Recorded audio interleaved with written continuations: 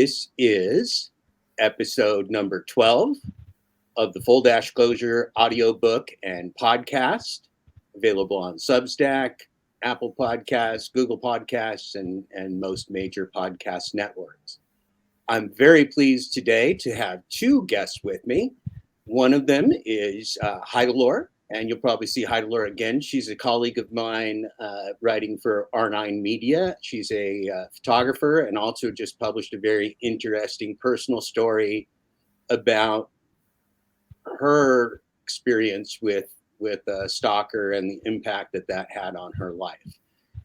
So welcome, Heidilore. And then our featured guest for today is author Steve Paxton, coming to us from around the Oxford area in the UK. And I'm going to go to Heidilore first. Heidilore, give us the 1 minute introduction of you and what you do. Well, I am a photographer, a writer, and occasionally working as a nurse. Back to my son was born.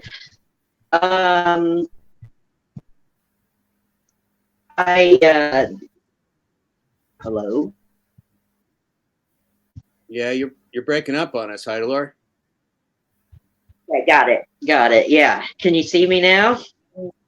We can.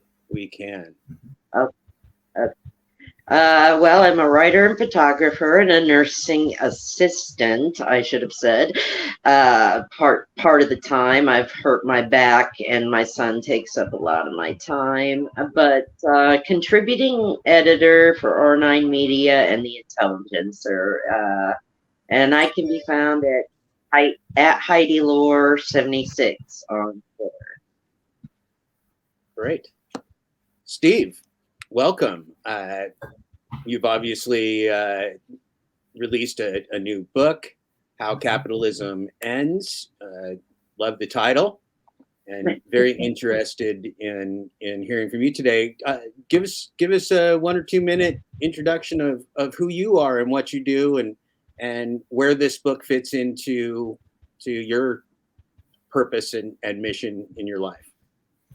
Okay, so I mean, this is the second book I've brought out in the last couple of years. I did have a bit of an academic career a long time ago, and the first book I kind of resurrected my interest in writing. So my first book that I brought out on a kind of commercial rather than academic framework was Unlearning Marx, which came out a couple of years ago, and really that was something that grew out of my doctoral thesis.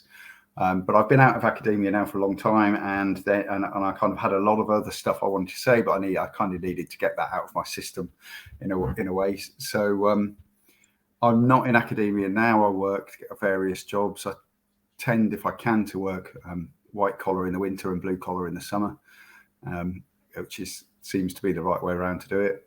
And I've written this book in the last couple of years, How Capitalism Ends, and really what it is it's kind of, it's my understanding. The subtitle of it is History, Ideology and Progress, and those are the things that interest me, and I think those are the things that are important in terms of how we think about capitalism ending and what's going to come next. We need to think about the history of capitalism and how history happens, how change happens, and also how kind of ideological issues surround that. So there's a lot of ideological arguments in that. And then the third section, Progress, is really about where I think some ideas about where we might go. I'm not really very prescriptive, but just some general kind of thoughts on the general direction we need to be going in.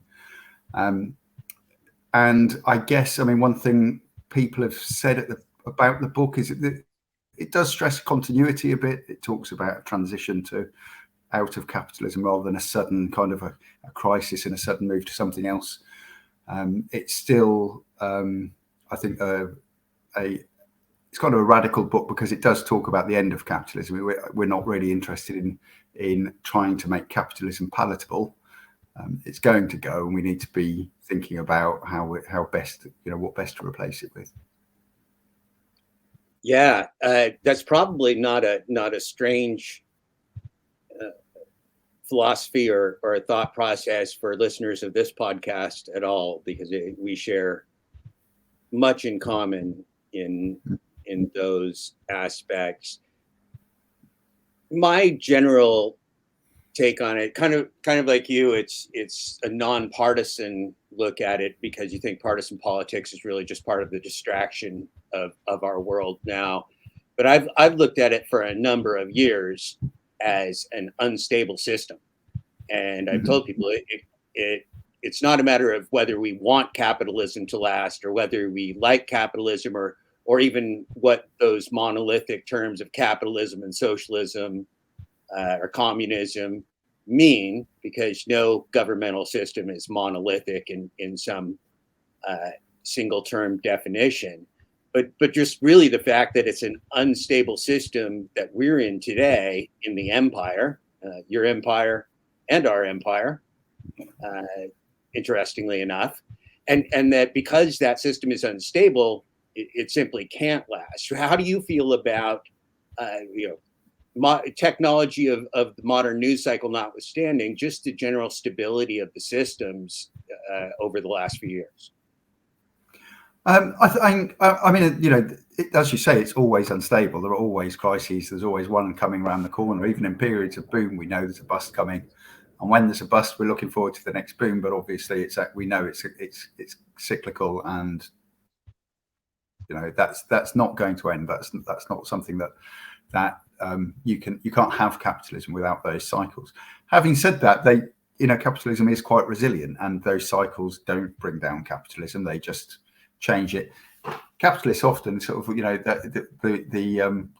one of the main things they do is they've worked out how to make loads more money out of the boom and bust cycle. So, they can jump in after a bust and buy up loads of assets while they're cheap and kind of enrich themselves more than anybody else. So it kind of suits capitalists to have this unstable system.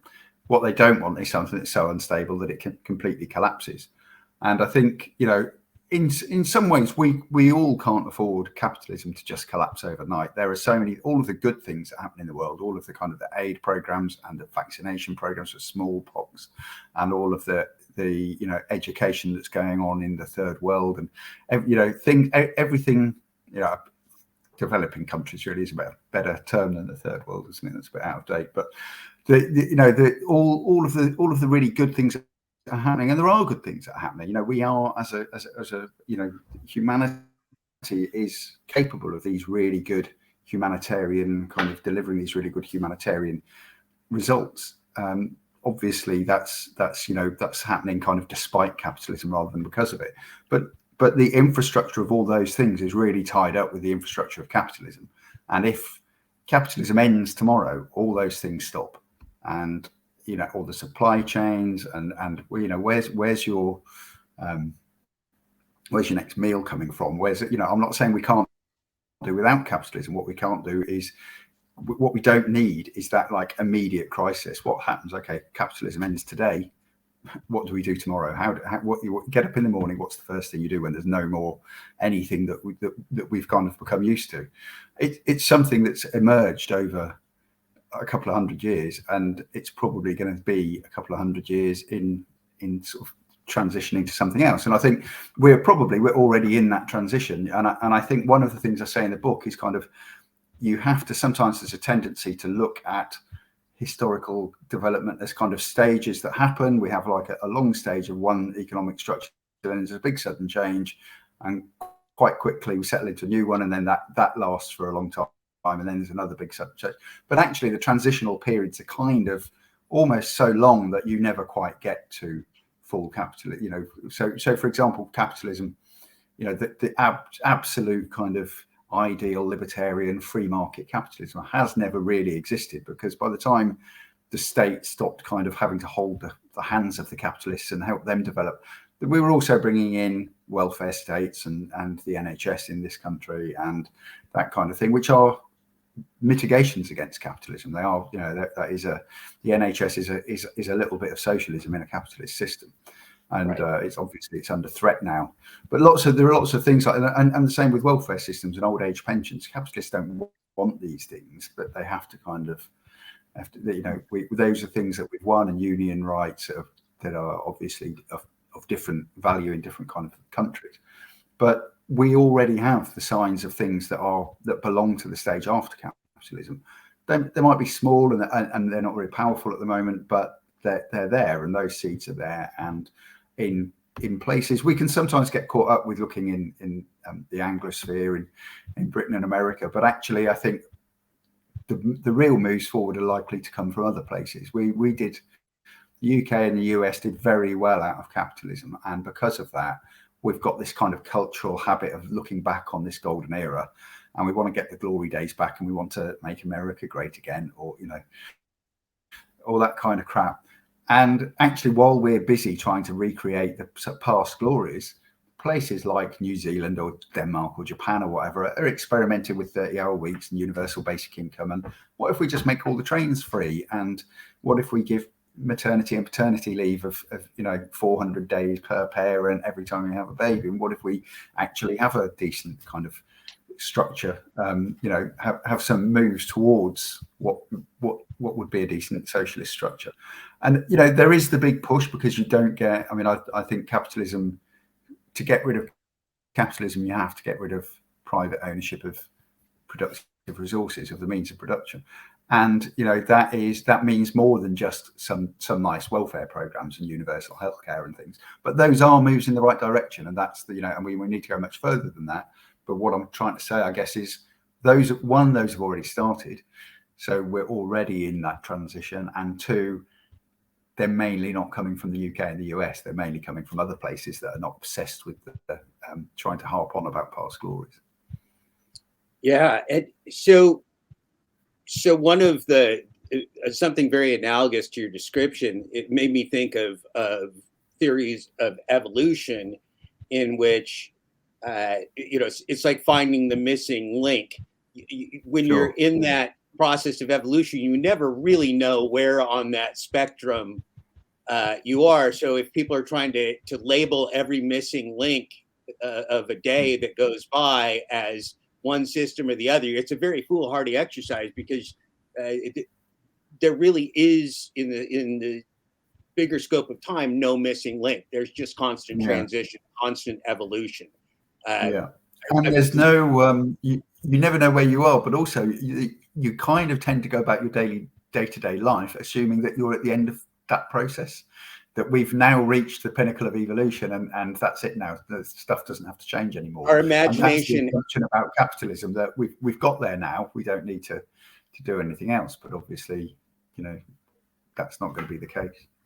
Yeah, and one of the things I thought was very interesting about your book is that it is imagining a life and a world beyond the typical definition of capitalism that's propagandized in our global economy, because that propagandized version of capitalism, I think, I would certainly argue, doesn't exist in any way, shape, or form. It's an empire sponsored propaganda version of what capitalism is, when in reality any given country has anything from public roads and public utilities to public ownership to public bailouts to all different kinds of things. Yes. Heidilore, what are your thoughts on where we are today and what Steve commented on?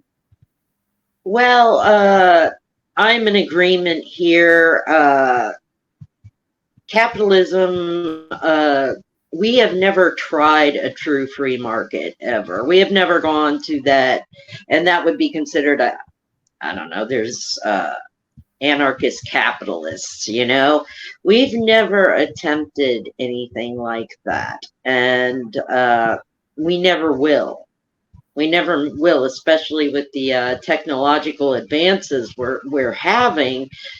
We're never going to have anything even resembling a free market, especially you look at the banks, you look at what's going on here, and you can see it headed. It's this cannot sustain itself anymore.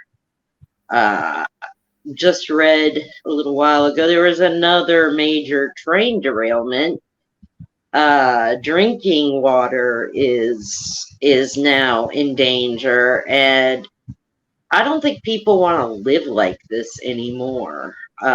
So the things we've never attempted, we can't really go back to. So, making America great, we can't do that because it was never really great in the first place. And we really need to fix these infrastructural problems, which I don't think is possible right So, now. so you're talking about, you're definitely referring to the negative externalities of capitalism, which are profound in that the corporate world and the government use all of the means of the public and private systems as needed, and often they're free riders, and often there are negative externalities that are very profound on the public. But for a corporation which shields its owners from responsibility personally, criminally, and financially for the most part, that's the cost of doing business. Steve, what are your thoughts? Yeah, I think it's really interesting, actually, what Heidilore was saying about the fact that we never get this true capitalism because it's always kind of mitigated. The free market is never quite the free market. And what's interesting is for a while, when that happened, certainly in the UK in the post-war period, the interference with the free market was that we had good things. We had the NHS, we had comprehensive education, we had free university. Not just free university, but if you were a working class kid, you got paid to go to university, so you had money to live on as well. You had all of these really good things. But actually, what's happened since really the sort of Thatcher Reagan era is that all the mitigations on the free, we've lost most of those, and all the mitigations on the free market, and we certainly haven't gained any new ones.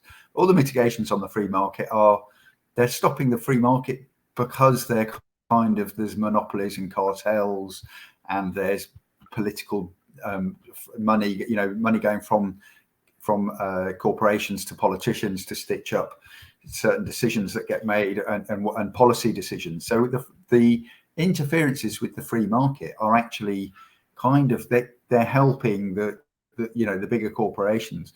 And actually it completely goes against the ideology they profess to believe in, because they all talk about the free market. They don't want any regulation. They're up in arms whenever they might have to pay more tax to provide public roads that they benefit from, or where they might get regulated so that their products don't blow people's heads off by accidentally. They're completely against all that kind of interference, but they're not against interference because they thrive on that, because they keep bugging money to politicians to get them to interfere, to stop any competition coming in, so that they've sewn up the market, or to stop, to sort of preserve international markets for them and that kind of thing.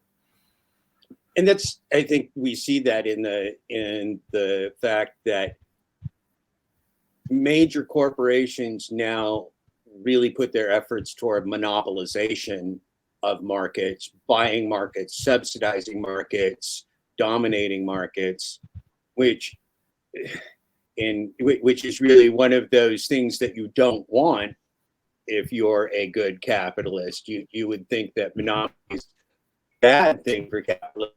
Monopolies are in the United States now a free-for-all. Whatever antitrust was intended to be, it doesn't mean much. Doesn't mean much today here in the United States. So that's extremely troubling, in the fact that not only are the markets not truly free markets, but with the advent of technology and AI, one could argue that free markets don't even exist. That virtually any market, from financial markets all the way down to the gig economy, which are little private markets on a gig app, these are all manipulated.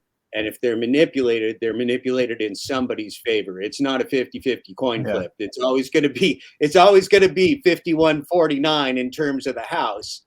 And look, we've got lobbying in the United States. I'm not familiar with the UK's process for paying off politicians, but ours is very effective. We've just had actually, there's a group in the UK called Led by Donkeys, and they just set up a sting where they got a load of Tory politicians. They set up a fake company and asked a load of Tory politicians how much they would charge for basically consultancy, which is just buying your way into politicians, really. And there's video of these guys. So they're releasing it drip by drip at the moment, but there's video of people like Matt Hancock, who was the health minister during COVID. They're saying, you know, what kind of a daily rate do you want? And he's like, oh yeah, 10,000, 15,000. That's a good speech. He's saying that he wants, yeah, I mean, he wants like 1,500 quid an hour. And at the same time, he's kind of doing interviews saying, well, doctors are asking for £14.95 an hour. We can't have that. That would be overpaid for somebody who's actually going to save your life to get £14.95 an hour. He wants 1,500 an hour. And, you know, and the only thing he's offering is a word in the right ear. He doesn't have any kind of skills or abilities or anything, but he's placed in the right place, which means that what they're buying is influence at Westminster. So that's, you know, it's not quite as bad here in terms of the way money affects politics. There are spending limits, for example, on election campaigns. It's kind of toothless. During the Brexit referendum, the Leave campaign overspent. They spent more than they were supposed to legally spend, and they did it by setting up pressure groups that were not actually kind of not officially connected to the campaign. And people have traced the money back, and I think it's ongoing as to whether they've managed to prove that link or not. But I think they're basically pretty close to proving that money was overspent. So. And, you know, what can they do now? They can, you know, the Electoral Commission can fine somebody 20 grand or something, but it's too late. The referendum was won. And so it's kind of toothless in that way. But at least there are rules that they have to try and get around. They have to kind of go underground and set up kind of trains of distance between themselves and these groups that they're paying. And there still has to be kind of a realistic limit. That it would be too obvious if people just throw millions at electoral campaigns. Whereas in the States, I think that's just kind of standard, isn't it? It's just, you know, get your checkbook out by a technique. You know. One of the key things here is that corporations in particular, but wealthy citizens as well, support both sides. They're always winning. They support both sides of any issue, and they also have the advantage now of insider information that's now used for personal wealth. I mean, in the United States, it has been released how much different politicians are gaining in market returns that are, of course, far above what anybody in the non-oligarch sector, I was going to say private sector, but that's not true either. Anybody in the non-oligarch sector would get. What do you think, Heidilore?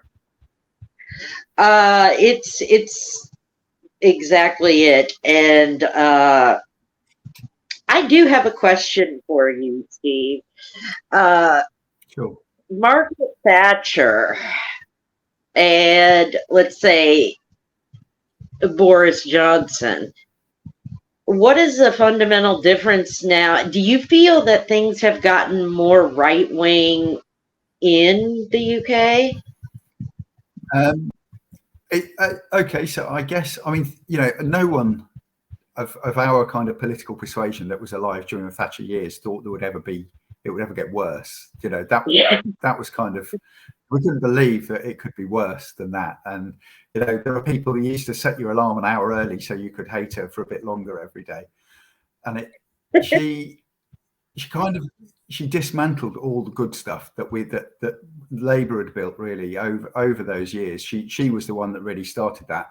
And but not only that, she moved the goalpost so far to the right that Blair really was kind of, I think, I don't know if it's Thatcher that said it, but someone has said that Blair was Thatcher's biggest legacy.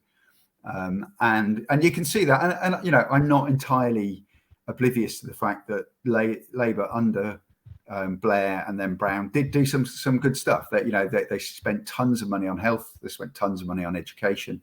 What they didn't do was protect all of those things from being rolled back by a future Tory government. And they also did some. They did some.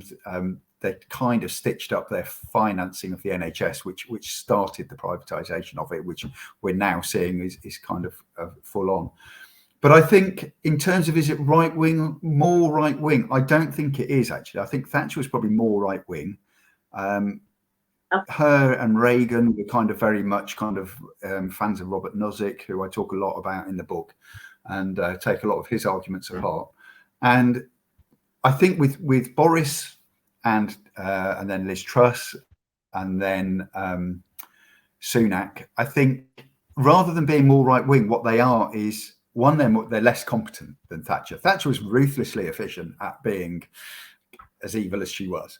These guys are less. They're not ruthlessly efficient, but they're also they're more corrupt, and they have, in a kind of Trumpian way, they have no respect for, and this is what has shocked people so much, is they don't even, all the rules are on their side and they still don't play by them.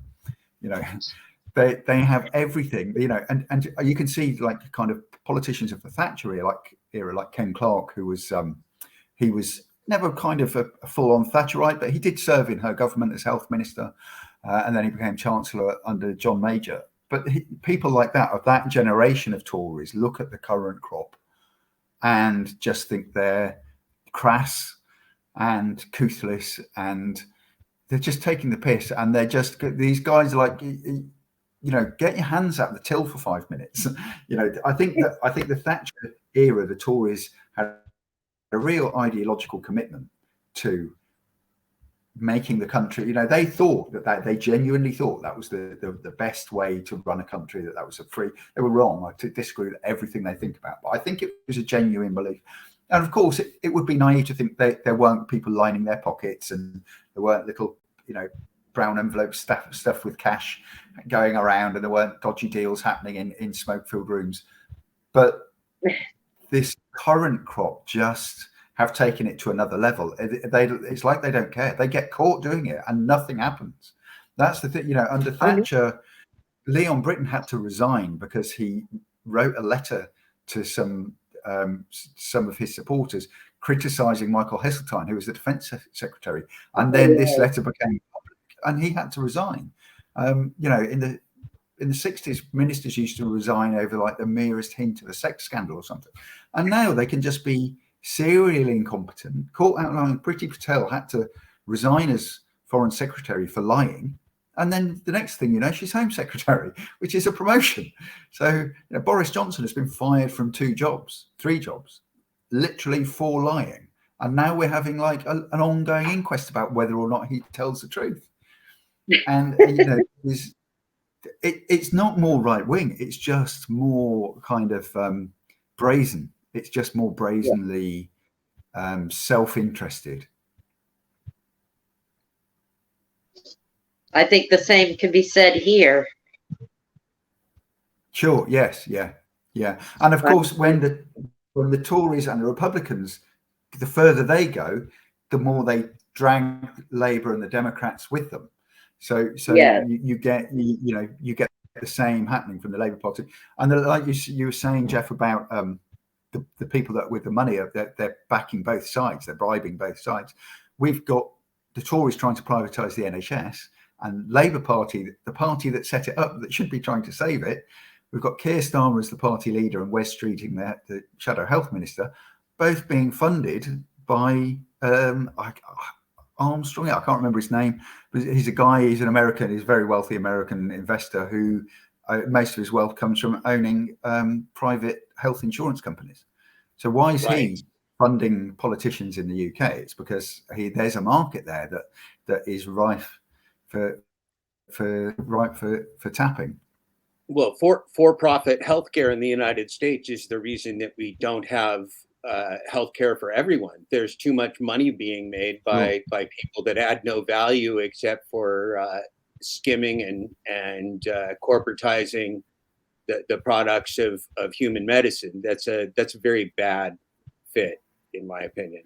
want to jump to another subject that that I think isn't often addressed, and that's income inequality, but not just income inequality, but talking about as we look at the end of capitalism. The CEO, one of the CEOs of McDonald's, made about $20 million in 2021. I just read this morning, and then there was CFO and about three other CEOs that each made about $10 million each.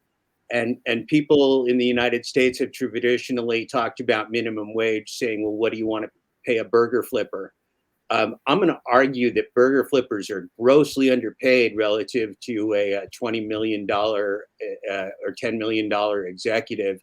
And I think when you look at this, not only are they getting some of their compensation from upping the market value, so they're incentivized to lie and manipulate the market, but they're also, in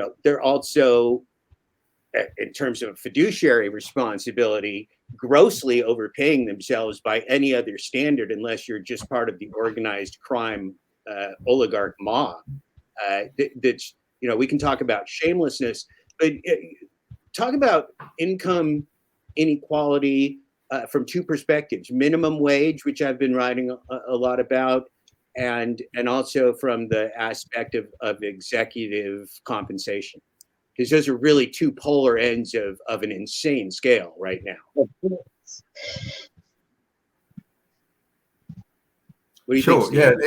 I think, Robert Reich talks a lot about this, and in the UK we've got it's a campaign called Max 12 to 1, which is arguing to say that the person at the top of a company shouldn't be getting more than 12 times the person at the bottom of a company, and I think that's that sounds like a good start. It's certainly, maybe 4 to 1 would be better, but actually 12 to 1 would be a good start. And I think if you go back to kind of this is one of the things about the Make America Great crowd, is that when they talk about when America was in their eyes great, the ratio between workers' pay and CEOs' pay was vastly less than it is now. It was kind of manageable, maybe 20, 30 times. Now it'll be 400 or 500 times. But that's not what they mean by Make America. They don't want to go back to that. That's the last thing they want. That's, Trump doesn't want that. He wants all his mates to be raking it in so they can fund his political campaigning. Yeah. I think, I also kind of think, when you've got 20 million, what are you doing trying to get any more money? What are you going to do with it? You're not going to do anything with it, are you? Which is kind of why. So one, there's like a human psychological story there about there is a mental illness that people have. If these people were poor people collecting kind of newspapers or plastic bags, we'd call this a mental illness. But they're rich people collecting money they don't need, and it's still hoarding. They're collecting something that is literally of no value to them because they have more than they could possibly logically spend anyway. So there is a kind of there's something's happened in society to, and it's not a new thing, I guess, but it seems to be more widespread than it was, or more extreme than it was at some point in the not too distant past. But I think then there's also well, what about people, like you say, people on minimum wage? So we have a minimum wage here, which is kind of bearable, I think. Once you're over 18, I think it's £9.41 at the moment, which, you're going to struggle. Even two people sharing a flat, no kids, both working full time, that's not really enough. And you're probably going to be relying on state benefits, which means that the taxpayers then are collectively subsidizing the employer to pay shit wages. So that's not to anyone's benefit except the employer.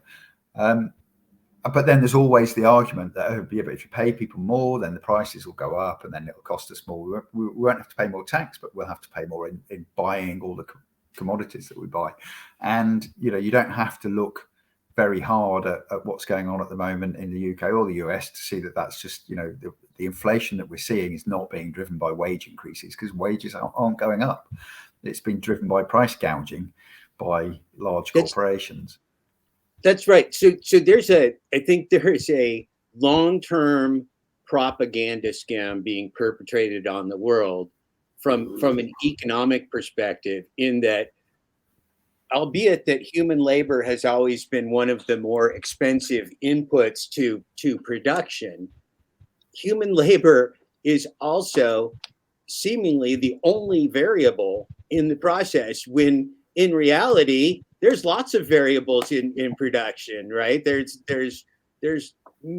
marketing, there's CEO pay, there's stock buybacks, there's market subsidizations, there's investor payments, dividends. There's all kinds of things happening, but somehow, and of course they try very hard not to make a profit, because who would be silly enough to pay taxes on money that they could hide elsewhere? Yeah. But so they're not making a corporate profit, but everybody's getting rich inside. The company's getting rich, and lo and behold, McDonald's is going to go broke if according to the CEO, if California passes a law that they have to pay their employees more. And it's so logically absurd to look at one input of production as the only malleable and variable element, and it's just the recurrent victimization of labor since capitalism started, and I guess. Yeah. It just never ceases to amaze me that people fall for it, that people fall for the fact that increasing wages of impoverished people is somehow just going to drive up their prices. Well, it might, but for a different reason, and maybe a good one. Maybe instead of government subsidies covering the wages that Walmart isn't paying their workers, maybe Walmart pays them more. Yeah. And charges a little bit more, but the economy is healthier because you don't have, some right now, a majority of people struggling so badly that if they have a $200 family emergency, they're not going to be able to pay the rent next month. Sure. Yeah. People are living, month to month, paycheck to paycheck. So, and we get the same. We get the same thing when there's any strike action. Everyone's kind of up in arms. Oh no, if the train drivers are going on strike, I won't be able to get a train to work. Well, yes, that's because what they do is important.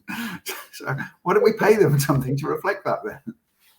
Right. For 5 minutes, we got a title without pay, which was essential worker.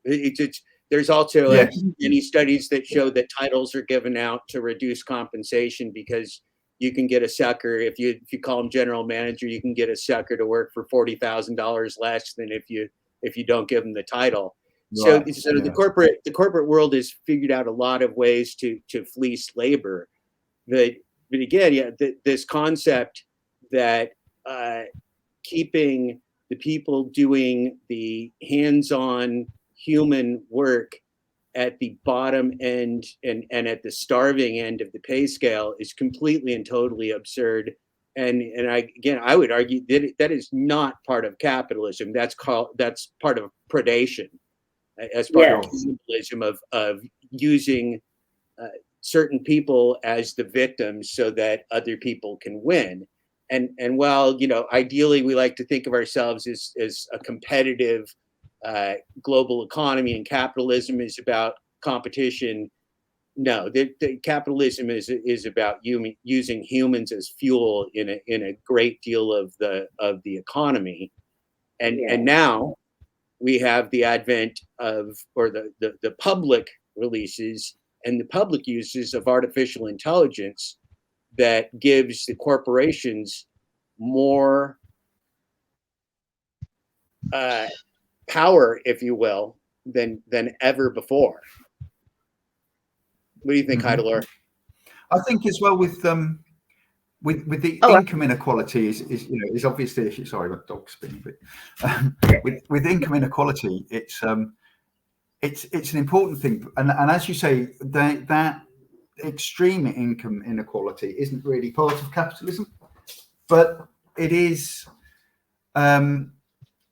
Even if we address that income inequality, and you could do that within capitalism, and if we look at times past, there was much less income inequality. In other countries, there's less. In Sweden, there's less because you get taxed really heavily if you're a high earner, so your take-home pay is closer to that of the lower paid workers in your company. In Japan, culturally, there's just a lower extreme between the workers at the top and the workers low down in the company. So there are ways of doing capitalism with a smaller amount of income inequality than we're seeing in the UK and the US at the moment. But I think this feeds into something which I talk about a bit in the book in a different context, but about the kind of the identity politics sort of aspect, the identity politics focused left. And I think the reason why it's a similar thing is that one of the things that people on the left need to do is call out capitalism on its hypocrisy. There shouldn't be cartels and monopolies. There shouldn't be huge amounts of income equality. There don't need to be those things. Those things are not even created by the free market. They're created by market manipulation by the wealthy. And in the same way, capitalism kind of, as it was shunting out feudalism, it was justifying this by saying, look, you guys have got social privilege because you're the aristocracy, and that's not fair. Everyone should be equal in front of the law. Everyone should have an equal role in political participation. And one of the things that the left has done is call out capitalism on not delivering on those. And there has been progress made in some of those areas, although it's not the case now in the UK and the US. In other countries it is, and in our countries it has been recently a lot better than kind of Victorian times in terms of wage, income inequality. There's lots of legislation that's happened in terms of kind of racial and gender inequality. So those things we are in a better place than we have been in the past. We're still clearly not there. There's still plenty to call out capitalism on not delivering on those things. But then that's that's where the liberal left kind of focus really. But the socialist left then say, well, yes, all of that, but also there's some other stuff that we need to do, which you can't do within capitalism. Even if you fix income inequality and if you fix racial kind of structural racial injustice and the gender pay gap and all that kind of thing, even if you take the kind of the hierarchy, the pyramid of kind of inequalities within capitalism, and you rearrange it so that gender and race play no role in where you sit in that hierarchy of inequality, there's still a hierarchy of inequality. And as the socialist left, we're saying, well, yeah, but we've got to get rid of that as well. Yes, definitely fix that other stuff, but we also need to move further on. And one of those things, I think, with the income inequality is that we need to move on as well, so that we need to address wealth inequality. And that's one of the, that's the bigger prize, really. Partly it's because we have no wealth. Most of us, we don't have any wealth. We have income, and our income comes in at the month and we spend it. By the end of the month, it's all gone, and then we get some more income, and none ever accrues into any wealth. But the people that have already got a big stack of wealth, it just keeps accruing and accruing and accruing. And that's the redistribution of wealth is what we need, as probably even more than the redistribution of income is the redistribution of wealth. I'm just gonna let my dog out. We're hearing some the groaning. For anyone listening, the groaning was the dog, not a human groaning.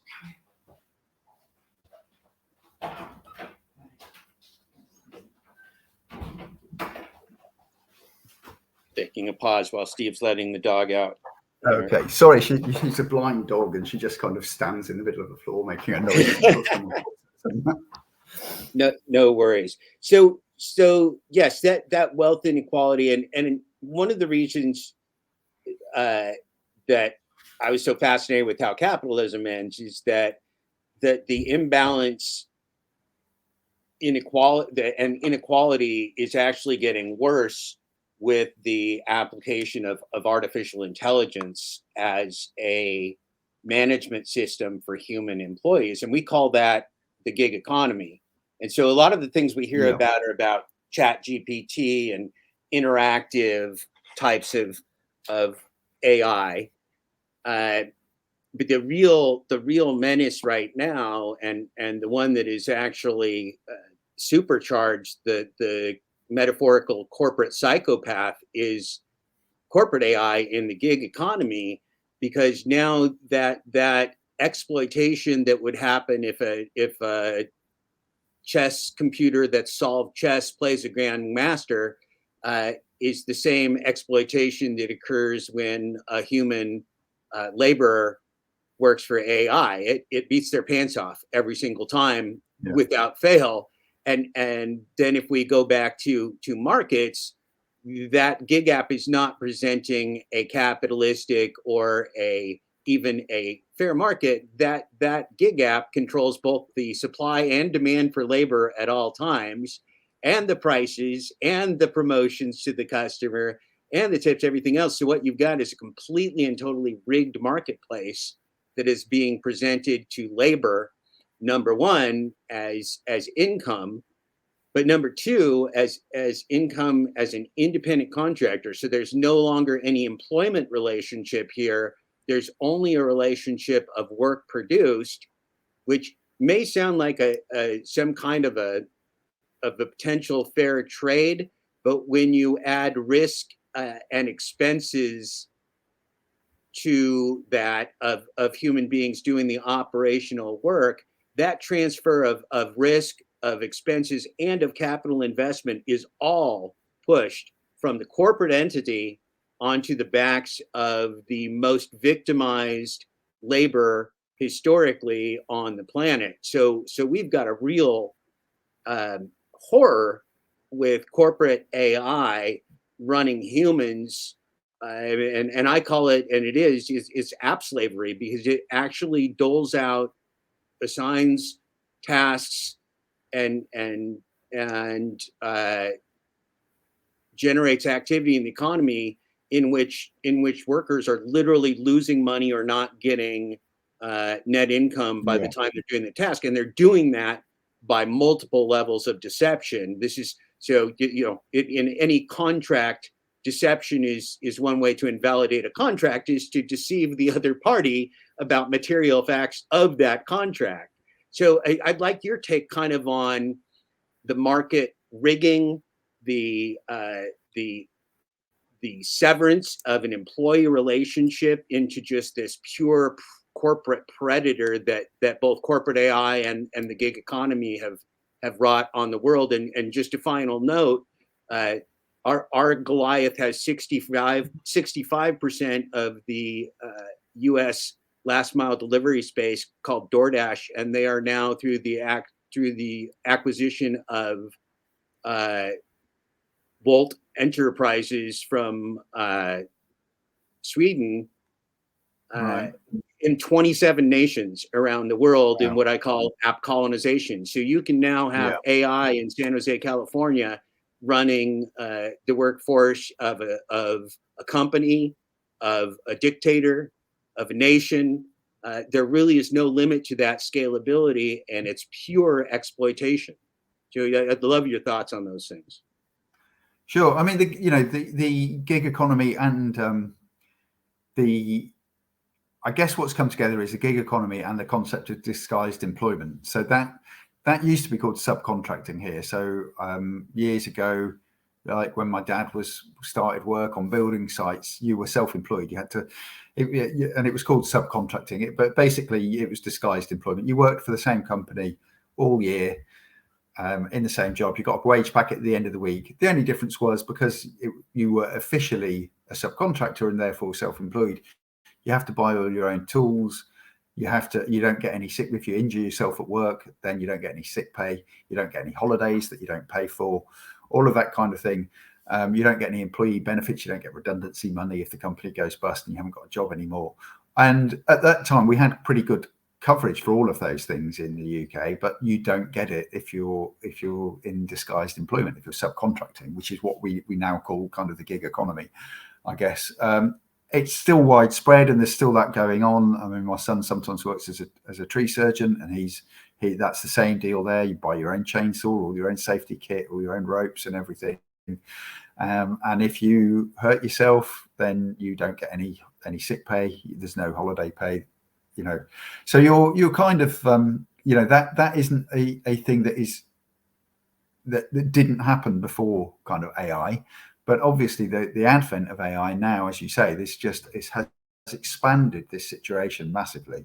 And so you've got Uber drivers and multi-drop van drivers and a host of other occupations which are being controlled by these apps. And there is no, there's no kind of there's no human element to it. There's no pushback to it. There's no you can't phone your boss up or go into the office at the end of the day and say, you're not giving me enough time to get from drop A to drop B, or have you noticed that diesel has gone up by 60p a litre, or £4 a gallon, or whatever it is.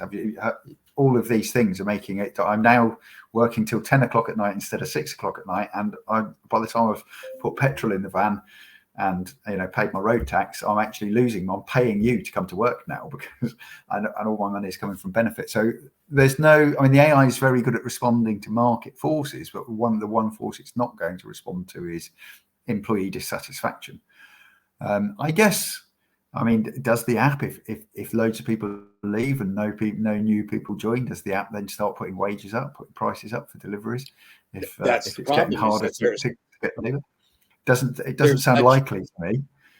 There's such a surplus of labor available that nothing that the workforce does in any way, shape, or form impacts the gig apps, because they've got all of the labor they need and more. And so the wages have been constantly driven down, while the expenses have gone up. And and inflation, of course, hits that individual worker both as a household and as an individual. And unlike the construction examples that you used, or the many contractors that have gigs today, and gig just means you get paid by the job, right? You can be any profession and do a gig. There's writing gigs, and you can write an article and get paid for that writing gig. The thing that's different about those is those are not in an artificial game world in which you're being materially deceived.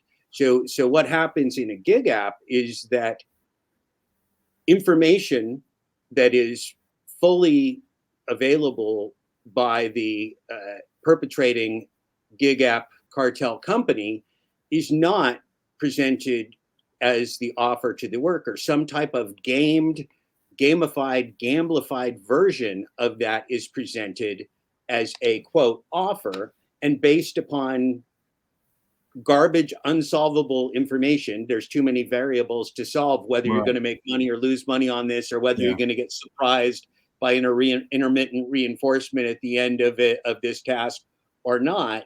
That there's no way to sign a valid contract, because if somebody came to your son as a tree surgeon and said, I want you to do this job, and he gave them a quote and said, great, it's in Glastonbury, he would say, that's no, wait a minute. I did not sign a contract to do tree surgery in Glastonbury. I signed a contract to do tree surgery. Well, this is the equivalent of what gig app companies do as a standard of practice. They don't tell Uber and Lyft drivers where exactly they're going or the exact locations, because in the actual free market, if they told these drivers where they were going and they knew they had to cross the bridge over into Manhattan and then deadhead back, they wouldn't take the job. So deception becomes part of the business model. And I would argue that there's no way you can call somebody an independent contractor if they're in a game world, because in a game world, nothing is independent. This is a rigged game. The map is already drawn. No matter what a human being does, there's a world-class AI behind DoorDash that takes every single move every human could make and simultaneously can predict the necessary outcomes that are next, and how to manipulate that person, and how to gaslight that person, make them desperate, make them take losses on tasks because they've gaslighted them into a crisis. So these are mental abuse, these are financial abuse, they're fraud, and so the scary thing, as you look at 27 different countries, is that this is any place or organization where you can put a smartphone in somebody's hand and task them via this AI could be managed by the AI. So again, you could have a ruthless dictator managing anybody doing anything versus with AI. And of course, when you talk about 27 nations, somebody's getting paid off in each one to let the vampire in the house, because this is a vampire in the house. When you let the vampire in the house, it's going to drink your blood. It's going to do all kinds of stuff, and it won't leave. So multiple different countries are being greased to let this vampire in the house, and AI, at least in the United States, is becoming the end of employment. Everything that we talk about when we talk about layoffs and whatever else, they say, well, they'll become gig workers. Well, what is a gig worker? A gig worker is somebody who pays all their own expenses, has no benefits, no job security, no relationship or commonality with the corporation at all. So if that corporation sees its mandate as to maximize revenue for shareholders, and you're not even an employee anymore, we now have opposite interest. My job is to fleece you as an independent contractor to the greatest extent possible. And with AI, I can fleece your pants off, man. It doesn't matter who you are, because I'm not giving you a solvable equation to agree to. I mean, from an economic perspective, how insane is that? Yeah. Yes, and it's I think it's illustrative of the fact that we can't, this is how capitalism deals with AI. AI could be and should be just a gift to humanity. We should be, you think of all the things we could do if the people, if people with the resources to set up AI projects were focused on what good can we do in the world? How can we make the lives of people whose lives are most shit, how can we make their lives a bit less shit? How can we make things better for people that need things to be made better for them? What can we do to make things run more smoothly and more efficiently? Instead of how can we make Jeff Bezos have more yachts? That's what they're tasked with at the moment. And I think, and I say in the book, I think, not just with AI, but the whole history of automation, capitalism does this. And the thing is, people whose lives are blighted by drudgery and toil under capitalism are learn to fear the invention of any machine that will mean there'll be less drudgery and toil, because it's going to mean that they've got no job. And actually, if there's stuff that needs doing that's quite unpleasant to do, and we can invent a machine to do it, it means we don't have to do it. This should be a good thing for humanity. It means there's a terrible job that is unpleasant, and now we don't have to do it, but it still gets done because we've invented a machine that does it. But under capitalism, that isn't what works. It's half the people get thrown onto the dole, and the other half still working their fingers to the bone and now having to pay extra tax because there's people on the dole that need some money to live on. And I think there is vast potential for all kinds of automation and mechanization and AI. I think it's got such potential for beneficial uses, but not under capitalism. That's part of the whole thing about capitalism. It is incapable of putting stuff like that to good use. It's always going to end up being used in the way that you've just described. Yeah, that's certainly my argument in the book is essentially kill it with fire, because the extent to which the gig economy exploits humanity, not just labor, because we're talking about the exploitation of merchants and restaurants, we're talking about the exploitation by AI of consumers, dynamic pricing. I'm going to give you whatever pricing I think you need by what I present you at this time. It's anything, and consumers don't know this yet. Workers don't know this yet, and they're in denial. They think when they're logging on, they're getting a market. No, they're logging on to a game world in which everything they do is behaviorally controlled to the nth degree by the application that is serving them this information. They're not getting market information. They're being served specific information to change, adapt their behavior. Well, they're doing it to addict them, to habituate them. I mean, these are the terms that are used by the data scientists: habituation, exploitation. Exploitation, funny enough, is actually the data science term for what AI does with the data. It exploits the data. So how ironic is that the corporate world figured out the first way to really make money on AI is not tell human beings they're being exploited by AI, and just thrust this gig economy out there in the pandemic. And they hit the lottery from an economic perspective. They hit a time in the market where all of a sudden, unlike all of history before, when in the United States, 85% of retailers and 99% of retailers and 85% of restaurants had no delivery options prior to the pandemic.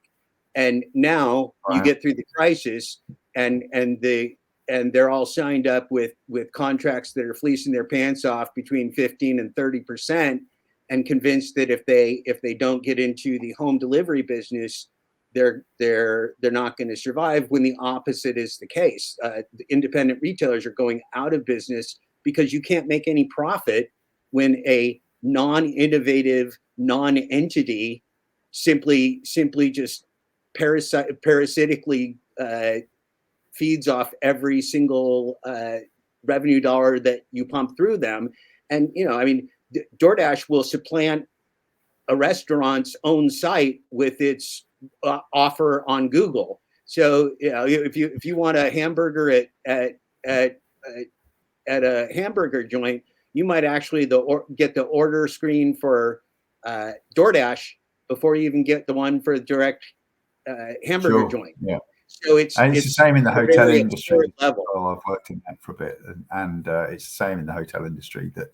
That if you search for a hotel, you used to put in the name of a town and a hotel, and you would get up a load of websites of those hotels in that town. But now you get Google Hotels, Bookings.com, Hotels.com, lots of other kind of aggregators. That's right. You're never going to see the Hilton site. Yeah, you're never even going to see Hilton.com. And of course, they make all different kind of collusive agreements that they'll give any given site preferred pricing at some different times. So this is. I think Google Hotels demand that they are the cheapest place you can book a room at any given hotel that's on their scheme. And if you're not on them, you're not coming up on the first result on Google. And if you are on them, you have to sell your rooms through them cheaper than you would sell them on your own site, or at least no more expensive than they would be. But you're giving Google a cut every time. So Google are just that's the benefit of because of their market position. Subsidized markets and monopolization, right? Is that it's anti-market. But with DoorDash working to control the global supply of AI for using app slaves and applying gig app technology, they're making sure that everything that happens in the market is strictly to their advantage, and they're colluding with other retailers such that they're helping pick the winners, right? McDonald's is going to win because they're getting preferred pricing over your local restaurant. PetSmart's going to win because they're getting preferred pricing over your local pet store. So there will be no more local pet store. There will be no more, and we're seeing that already. So one of the flip side of this, which I find very compelling, and then I think we're going to wrap up so we don't go too much over an hour here, is that in destroying the relationship with labor, that's a two-sided coin, because labor is now not going into an office. They have no relationship with the boss. They don't feel like they need to give anybody 2 weeks notice. They have no attachment to anything. So just like they can be severed without cause, labor can disappear without cause, which means, unlike any time before in humanity, gig economy labor is too transient and too disempowered to ever be able to organize. They're disaggregated by design, right? They are ruthlessly disaggregated from everything so that they can't ever coalesce. but the thing that every human has is we have that. You said it in a broadcast I watched. We own 100% of our labor, and that is what we humans. That's just a quote I wrote down from you last night. Yeah. We humans do have an advantage, is that we own 100% of our labor, and we can turn gig apps off. We can just say, this is a fraudulent agreement. I'm being gamed, and I'm not here to gamble. I'm here to work. So I'm turning off your gambling game. And ultimately, that is, I believe, the way that it will go and the way that it has to go, because there's too many government officials paid off. There's too many corporations paying governments to push this gig economy and app slavery model forward into many different nations. It's going to take the people coming together with collective individual action, because you talked about the tough part of coalescing some type of a labor or left or any type of a people's movement is very, very difficult. But this is, again, very different, because each of us with AI has 100% of our labor to make a decision from. And it's going to take a whole bunch of people being the leader personally, turning off AI, refusing to work for gamblified AI when they're being deceived and gaslighted and manipulated and enslaved, and refuse to play that game. That has never been such a digital binary easy thing to do, to sever yourself from employment, and that's a people's power, I would argue. I think, I mean, the AI is obviously tuned to get the best deal for the company and the worst deal for the worker, but there is a limit to what people will work for, isn't there? However desperate you are, you're not going to go and work for less than you would get on welfare. You'll just go on welfare. Actually, they do. You hear, if you watch a lot of these folks broadcast their work as another industry off the industry, they become YouTube broadcasters of this stuff, and you will absolutely watch veterans and rookies alike rationalize working for nothing or rationalize working for $1 because it's more than zero, rationalize that some vague promise in the game that will never be realized, they're going to get rewards in game world heaven if they do this economically losing work. And that's the power of AI, is it's not just minimizing the pay of the app slave. It's beating their pants off. It's enslaving them. They're losing money. And if they're like me or a lot of other people, this is one of the most dangerous activities in the United States, work activities. 1 out of every 10 Amazon drivers in the United States in 2021 was injured on the job. I'm sorry, 1 out of every 5. So that's 20% of Amazon drivers were injured on the job. So now you have all these fleeced independent contractors. What are they doing? They're wrecking their cars. They're having accidents. They're injuring themselves. Those externalities go right back on the public, right back on the emergency rooms, right back on the insurance companies, who then refuse to even pay the claims because this person was using their vehicle for work. It's such a multi-layered scam on the most vulnerable workers. It's really in my career in business, the most hideous thing I've ever seen, beyond my imagination of the ways that you could exploit humans. And that's, that's my purpose in the full Dashclosure, is really to focus on this gig economy and make humans informed consumers of AI. Because we're not going to make AI disappear. All AI is not inherently evil, would be my argument. Why was it invented? What is it doing? Who is it helping? What purpose is it serving? If its sole purpose is to exploit humans on behalf of corporations, boy, I'm going to make a pretty vociferous argument that that's really evil, and that should not continue. And again, right now, the biggest problem is that we've got an entire world of uninformed consumers getting their pants beat off. Yeah. I just had a look, actually. I couldn't remember the name of it, so I just had to look it up. Do you know the film Sorry We Missed You? It's a film by Ken Loach, who's a very left-wing director. He did a film called I, Daniel Blake recently. He's been around for years, making good, kind of solidly left-wing films. It's called Sorry I Missed You? Yes, he made it in 2019, and sorry, it's called Sorry We Missed You. And it's about, I don't know if it is actually Amazon are named, but it's a company that are clearly supposed to be Amazon or someone like them. And the guy is on this gig economy van driving job. And it's about, it does have the AI. He's got his little machine that's a handheld thing that's telling him where the next job is and what he's got to do. It's kind of old enough because it's 4 years old now, and so that probably means it was made 6 years ago. That it's less about how AI is controlling him, but more about the very fine margins. I think that he gets an incident where he stops the van, he takes something into an office. When he comes out, somebody's stolen something else out the back of the van. Another day, somebody knocks his wing mirror off or something, and this has now meant that he's getting no money. Because he's got to pay for the thing that was stolen, he's got to pay for the wing mirror. He's getting no money this month. Now he can't pay his rent. And it's this kind of snowball effect. It's such fine margins between, you can just about survive in that job, but one thing goes wrong, you're in trouble, and two things go wrong kind of within a week, and you just start in this downward spiral. Obligations stop getting met, you get into debt, and then you start, you're chasing your tail, and it all kind of gets worse, and there's kind of family disintegration and everything. So it's a film that's probably worth watching, just in terms of that kind of Amazon driver gig economy idea. And Ken Loach is a great director. His films are usually pretty good. Yeah, and that's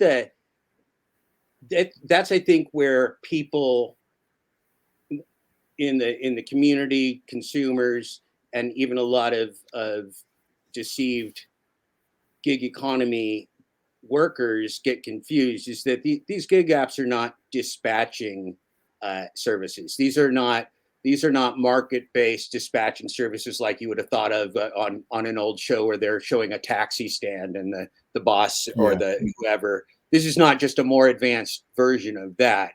This is human exploitation at a psychological, physical, financial, and mental health even level. And the corporations and businesses are based upon a risk-reward ratio, right? So in theory, we're supposed to, if we take a really high risk, we're going to want a better reward at the end because, we might not meet it. Or if we take a really low risk, we're going to accept a really low reward because we're going to expect that reward. Well, what did the corporations figure out how to do? They transferred the considerable accident risk. So the insurance risk. They transferred the inflation risk. So now inflation doesn't hurt them because they're not making capital investments. It's now the fleeced employee that's making the capital investments in the car, the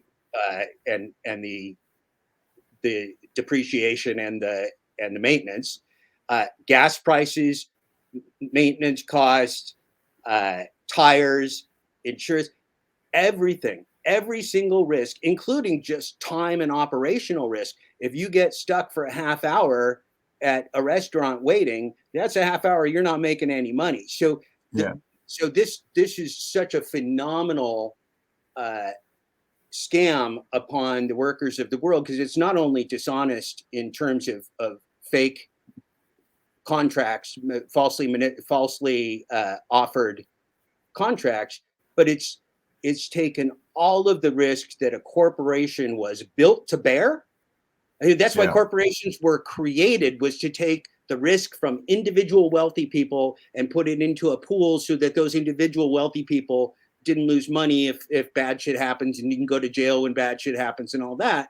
Well, they've just taken the whole thing, put it on workers. So now what is this corporation?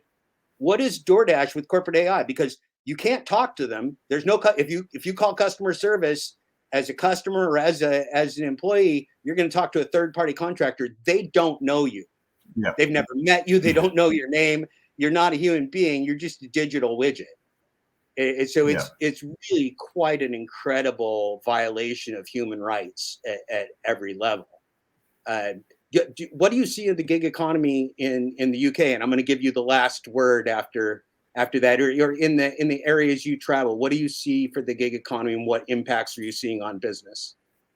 I think it's less prevalent here than it is in the US. Part of that is that we still, despite another, whatever it is, 13 years now of Tory government, we still have some labour laws in place, that, and we still have we still have benefits and things that are in place. So you can get, which are under attack, constantly under attack and being shaved off. And I'm not at all going to imply that the amount you get if you're on in-work benefits in the UK is a kind of a livable amount, but they are there. And so there's a minimum wage, which is £9 an hour, and there's then there are in-work benefits that you can claim if you've got kids or whatever, that can contribute towards feeding your family and paying your rent. So while those are not great, I think people are less vulnerable here than they are in the US, where many of those things aren't in place. The problem with the hourly rate is that only counts if I'm offering you an hourly paid job. With the gig economy, of course, you're now self-employed. It's your problem if you don't make any money. You can't come to me at the end of the day and say, I've worked 8 hours and I've only made £5. I need another, I need another 75 quid off you to get me up to the minimum wage. That doesn't happen. You can, to some extent, go to the benefits system and say, actually, I'm not getting enough to live on, I need some more. But that is slow and cumbersome and difficult. And even if you get the best result out of it, you're still very poor.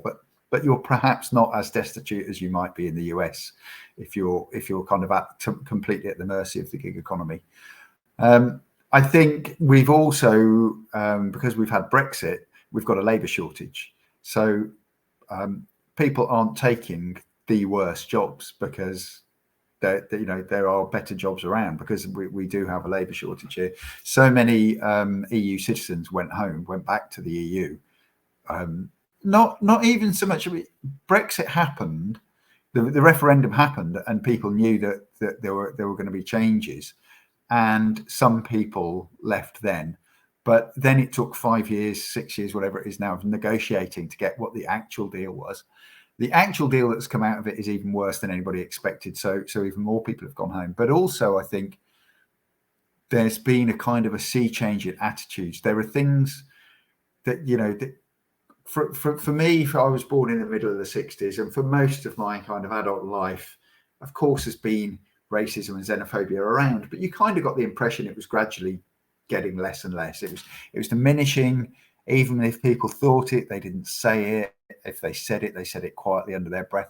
And then suddenly after the referendum, it was like, well, everyone's got license to just be an arsehole now. And many people just took that offer and did that. And I think a lot of people that were here working in the kind of jobs that now don't get filled, just thought, I just don't, I don't feel welcome here. I don't feel like I'm wanted it. I'm going, and so it's kind of quite an exodus of people. And as a result of that, we've got labour shortages. And so it's quite hard for those kind of AI gig economy levels of exploitation to take hold. They will do, no doubt, at some point, but probably, there are particular circumstances in the UK that are just holding those back for the time being. Give it another 5 years and, it will probably be a very, very similar story here to what's happening in the US, and obviously in plenty of other countries as well.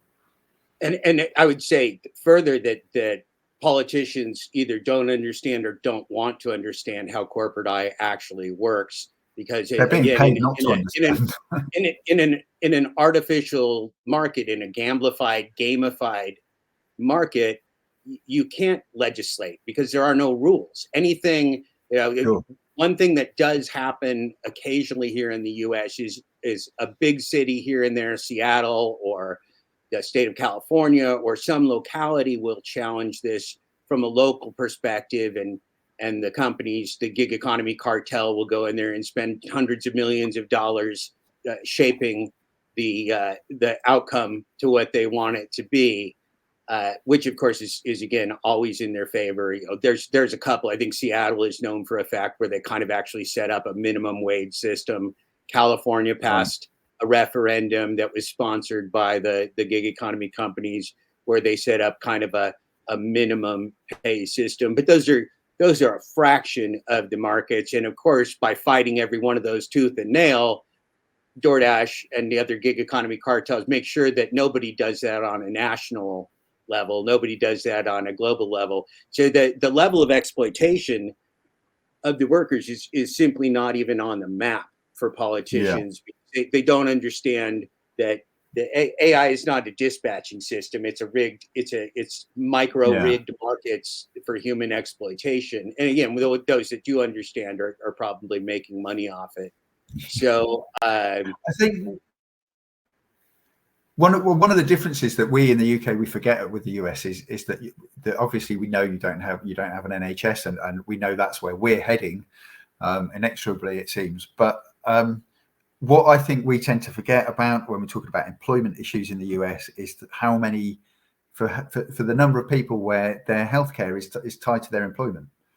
And then when you end up in a gig economy job, then you get there's no healthcare comes with that. But, right. And you're earning less and you've got to pay for your own health insurance out of it.